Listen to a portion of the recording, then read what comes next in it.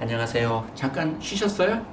이제는 아까 제가 앞선 그 영상에서 말씀드린 거 기억나시나요? 다시 한번 말씀드릴까요? 그 생물의 이름을 지은 린네가 가지고 있었던 아름답고 멋진 가치 있는 샘플들을 스웨덴에서 그 가치를 몰라보고 영국으로 뺏겼어요. 안타까운 일이죠, 정말. 영국 사람들은 그래서 나쁜 사람들이에요. 돌려줘야죠. 프랑스 사람들도요. 우리나라에서 만든 최초의 금속 활자 있잖아요. 무슨 다란이경인가 뭐 있잖아요. 그게 프랑스 박물관에 소장되어 있는데요. 우리나라에 줘야죠. 안 줘요. 네. 당시 우리나라가 가난했고 문화재에 대한 가치를 잘 몰랐을 때 거의 그냥 헐값에 엿바꿔 먹을 돈 주고 가져간 거거든요. 근데 자기들은 샀다고 그래서 정상적인 구매였기 때문에 돌려줄 수 없다는 거예요. 국가의 문화재를 어떻게 그럴 수 있습니까? 네. 말이 안 되죠. 그래서 저는 프랑스나 영국 국민들이 가지고 있는 민도에 대해서 별로 좋게 생각하지 않아요. 그 사람들은 정복자들이고요. 특히 영국 사람들은 매우 무례합니다. 이건 선생님의 개인적인 의견이에요. 또 친척이나 국제결혼해서 영국 분하고 결혼하신 분이 있다면 뭐 부모님이나 아니면 다문화 가정 중에 그런 경우는 제가 사과를 드릴게요. 모든 영국 국민이 다 그런 건 아니겠죠. 그렇지만 제가 만난 영국 국민들은 굉장히 많은 사람들이 무례했어요. 단 오해하지 말으셔야 될 거는 UK, 유나이티드 킹덤 대영 제국이라고 되어 있죠. 우리도 대한민국이라고 하죠. 당시에 지금 영국은 대영 제국 UK, 유나이티드 킹덤 연합국가예요. 거기에는 이렇게 영국이 토끼 모양 이렇게 있죠. 이렇게 뭐 어떻게 되는지 모르겠어요. 요만큼이 잉글랜드예요. 이게 영국이죠. 그 다음에 여기는요 스코틀랜드예요.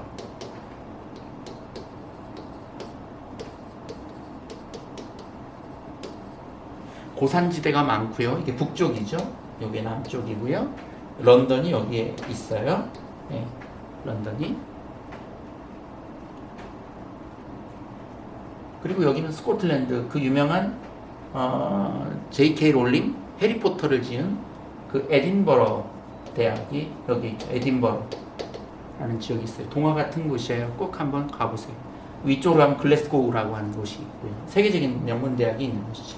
이 런던 인근에 이제 캠브리지하고 옥스퍼드 대학들이 존재하고요. 여기가 잉글랜드고요. 여기가 스코틀랜드예요. 원래는 다른 나라예요.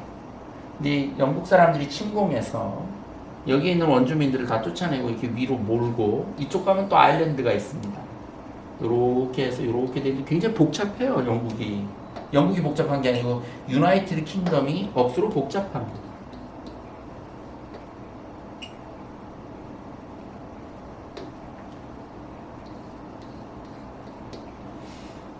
왼쪽에 섬이 있는데요.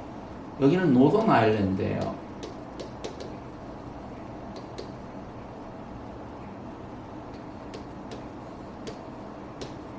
이거 아닌데?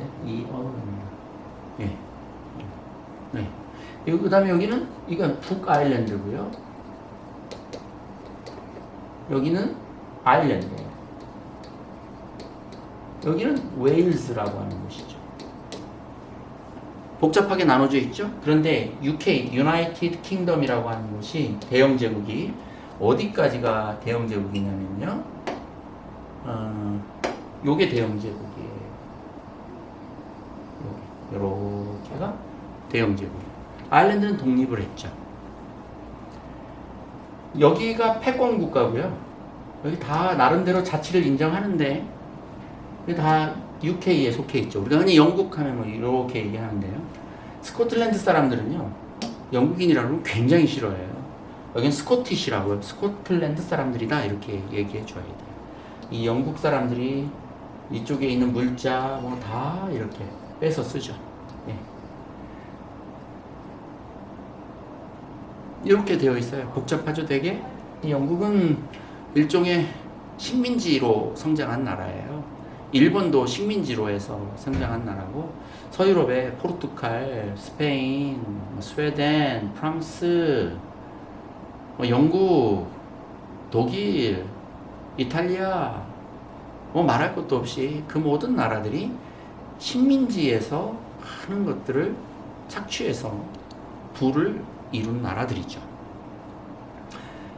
그런 나라들이 오늘날의 슈퍼파워가 돼서 세계를 주름잡고 있어요.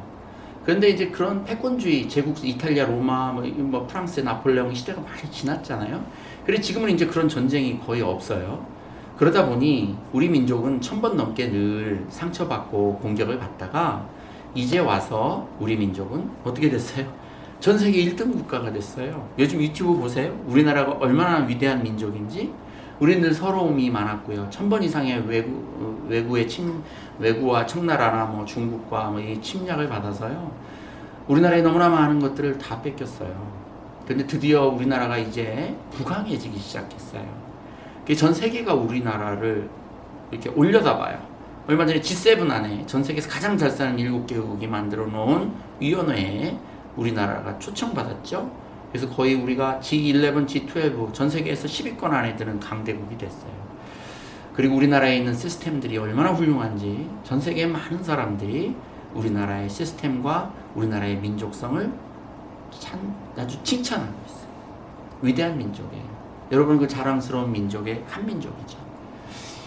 저는 옛날에 그 잘 살았던 영국, 프랑스, 이탈리아 정말 많은 것들을 뺏었어요. 여기 런던에 가보면 대형 박물관이 있는데요. 프랑스에 가면 루브르 박물관이 있죠. 거기는 어마어마한 전시품들이 다 탈취해 온 것들이에요. 도둑질이죠.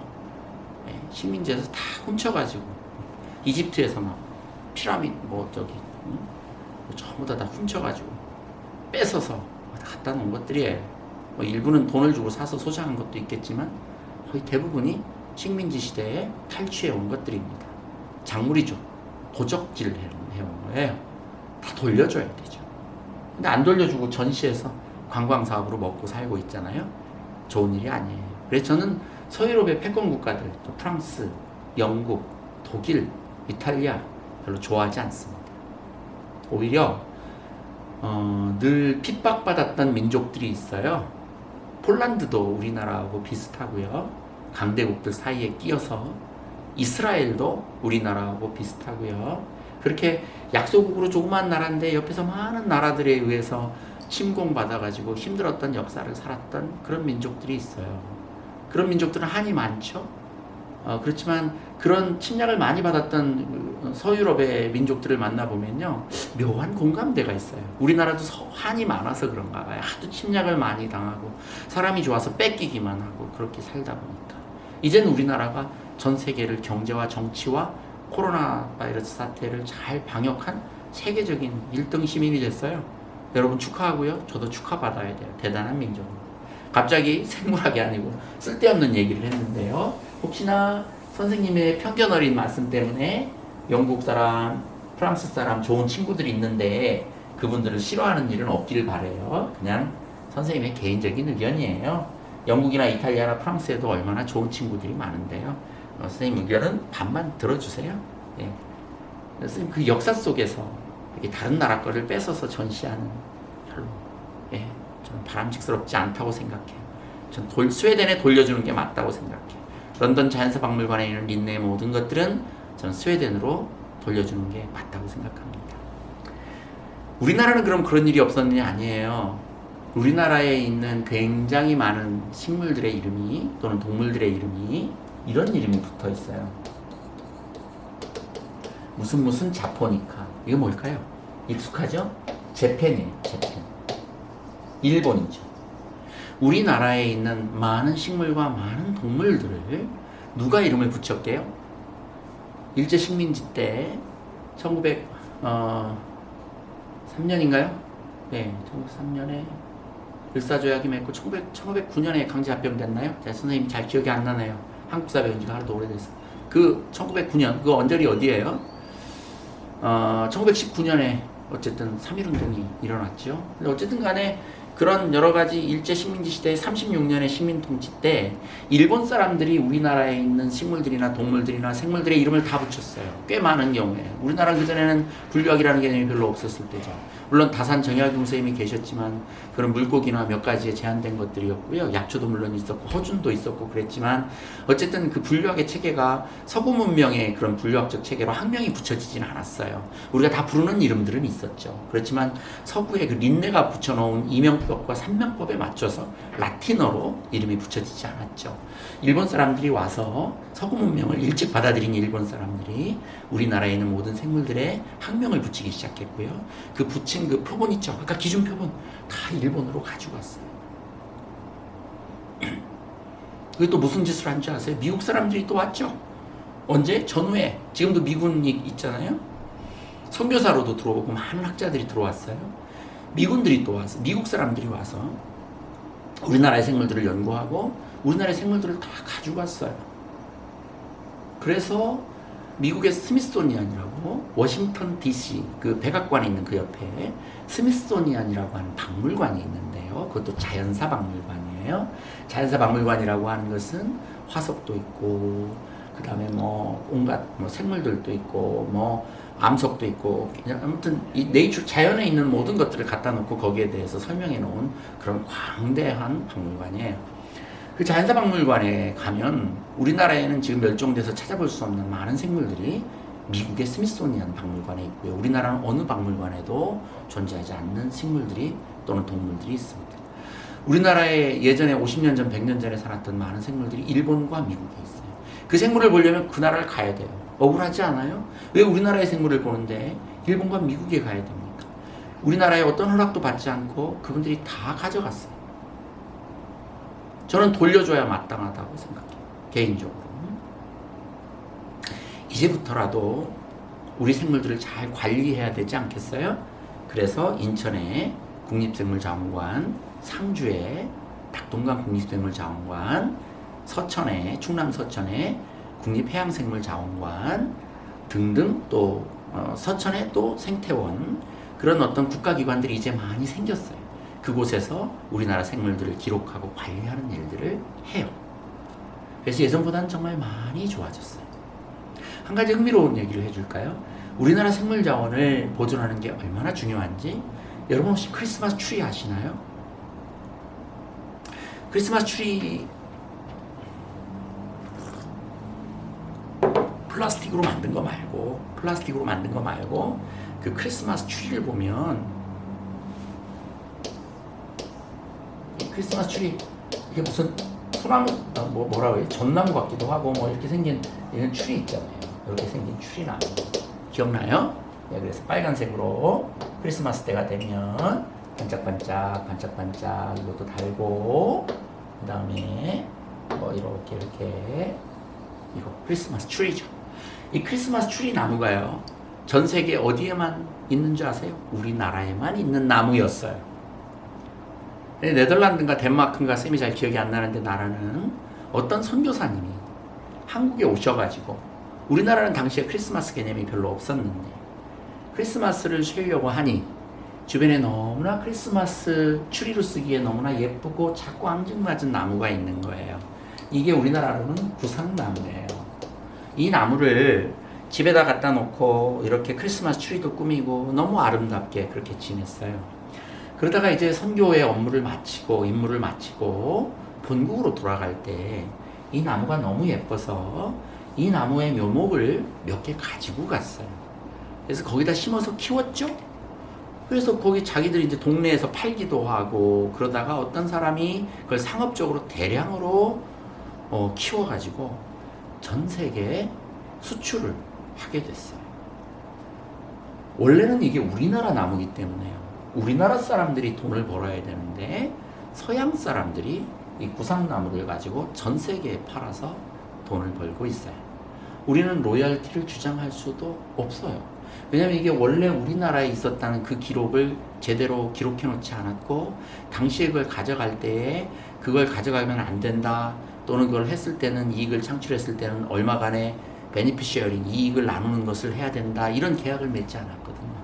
전 세계의 크리스마스 때만 되면 수천억 원어치가 팔릴 텐데도 단 1원 한 장 우리나라에게 돌아오는 게 없어요. 이만큼 우리나라에 있는 다양한 생물들을 기록하고 관리하고 또 외부에 유출되는 걸 막고, 그 다음에 만약 유출됐더라도 서로 계약에 의해서 거기서 발생하는 이익들을 나누는 것이 굉장히 중요해요. 그래서 이렇게 이 이익을 서로 나누자고 뭘 했냐면요, 일본의 나고야에서, 이건 일본이 한 건 아니고요, 전 세계 생물 이런 환경 보존, 다양성 보존, 생물의 이름 붙이기 그런 거를 좋아하는 학자들이 있잖아요. 그 학자들이 모여서 나고야라고 하는 곳에서 회의를 해서 협약을 맺었어요. 그래서 어떤 한 나라에 있는 귀한 생물을 함부로 밖으로 반입하지 못하도록 했고요.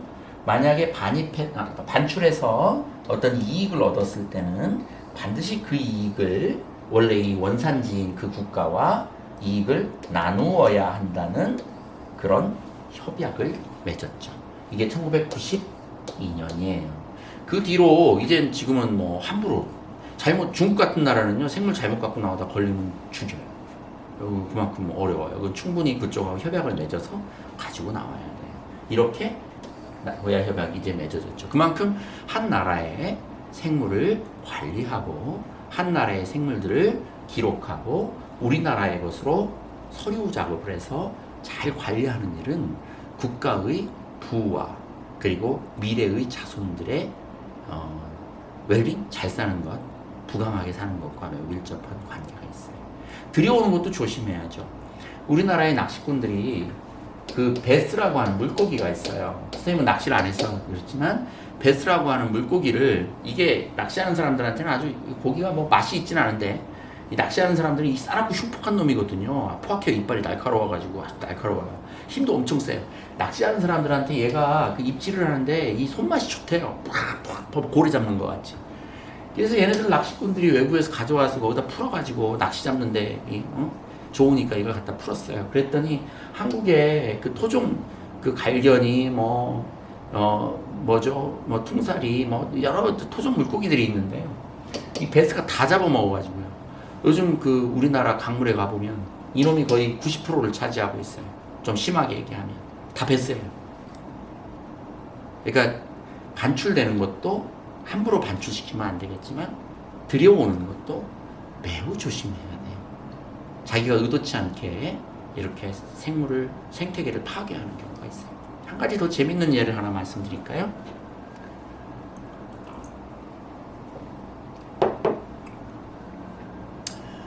아시아나항공의 상징이 까치입니다. 제주도에는 까치가 없었어요. 섬이니까요. 거의 까치가 도입이 안 된 거죠. 까치는 원래 우리 길조라고 하잖아요. 서양에서는 까치가 해로운 새인데 오히려 서양에서는 까마귀가 길조고요. 우리나라는 흉조죠. 까마귀가 나쁜 새, 불길한 새. 우리나라에서는. 근데 서양은 길조예요. 좋은 새. 오히려 까치가 흉조입니다. 근데 이제 까치를 우리는 까치 설날은 어저께 고요, 우리 설날은 오늘이래요. 그런 노래 들어보셨어요? 여러분은 뭐 설날을 별로 기다리진 않을 테니까. 세뱃돈? 좋죠. 기다려야지. 그 아시아나 항공에서 박상구 회장이 제주도에다가 까치 한 쌍을 제주도 도지사한테 선물을 했어요. 제주도에는 까치가 없었습니다. 까치는 길조죠. 까치가 오면 뭐 보면 복이 온다 그러니까 우리나라는 하얀 줄에 까만색 예쁘게 생겼잖아요. 까마귀 음침하게 생겼고. 제주도에다 한 쌍을 선물했는데 어떻게 된 줄 아세요? 지금 제주도가 난리가 났어요. 그 까치가 얼마나 번식력이 대단한지 온갖 곳에 까치 투성이고, 까치들이 그 과수, 감귤 유명하잖아요. 온갖 감귤들을 다 파헤쳐 놔가지고요.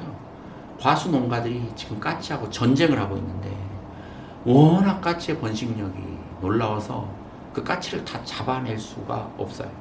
이렇게 인간적으로 예쁘다고 까치가 없던 곳에 까치를 갖다 들여 놓으면요, 이런 엄청난 생태계 피해가 일어나요. 생물은 잘 기록하고 잘 관리해서 함부로 내보내도 안 되고 함부로 받아들였어도 안 돼요. 그래서 우리가 흔히 뭐 방사한다고 어디서 뭘 물고기를 사와다가 아무 그 강물에다가 갖다가 뿌리는 거는요 정말 나쁜 행위예요. 특히 불교 행사에서 생물을 방생한다고 이렇게 어디 사다가 또 어디서 이렇게 뭐 뿌려주잖아요. 그거는 그 원래 거기 살지 않던 물고기 같은 것들을 거기다 넣어주면요 그 안에 난리 나요. 절대로 함부로 생물을 이곳에서 저곳으로 옮기면 안 돼요. 그거는 생물을 살리는 게 아니고 생태계를 죽이는 일입니다. 그래서 그 불교에서 하는 방생 행사는 절대로 하면 안 돼요.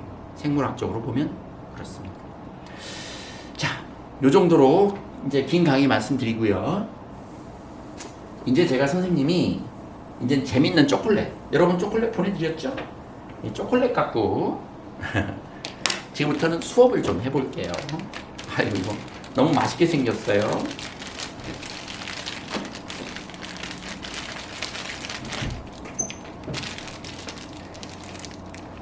몇 분 남았는지 봐줘, 지아야? 응. 8분? 여러분 이 초콜릿 받으셨어요? 혹시 전달하는 과정 중에 녹진 않았나요? 날이 더워서 이거 다 녹아서 다 먹어버린 거 아니에요? 그리고 내가 먹지 말라고 여기다가 안내문도 써놓고 여기다 교구용 이렇게 써놨는데 혹시 먹은 사람 손 들어보세요. 먹으면 죽는데 이거 먹으면 안 된대. 이거 먹으면 안 되고. 자, 선생님이 이 초콜릿을 보내준 이유가 있어요. 여러분 이거 숙제에서 내야 돼요.